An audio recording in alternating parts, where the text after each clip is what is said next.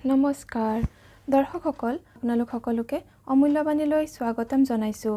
আজিৰ ভিডিঅ'টোৰ বিষয় হৈছে নতুন বছৰত ভাল দিন আনিবৰ বাবে মাত্ৰ চাকিত দিব পাৰে কেইবিধমান বিশেষ বস্তু। সোমবাৰে যদি জ্বলি থকা চাকিত চাউল কেইটামান দি দিয়ে, নভঙা অক্ষত চাউল, তেনেহ'লে ঘৰলৈ সুখ শান্তি আহে আৰু ঘৰত দেৱ দেৱীৰ বাস হয়। মঙলবাৰে যদি জ্বলি থকা চাকিত দুটা অক্ষত মানে নভঙা ফুল থকা লং দি দিয়ে, তেনেহ'লে সকলো ধৰণৰ বিপদ আপদ শত্ৰু দূৰ হয়। বুধবাৰে যদি চাকিত অকণমান হালধিৰ গুড়ি দি দিয়ে, তেনেহ'লে মা লক্ষ্মী প্ৰসন্ন হয় আৰু ধন সম্পত্তিৰ বৃদ্ধি হয়। বৃহস্পতিবাৰে হালধি সনা চাউল যদি দুটামান দি দিয়ে চাকিত, তেনেহ'লে ধন সম্পত্তিৰ লাভ হয়।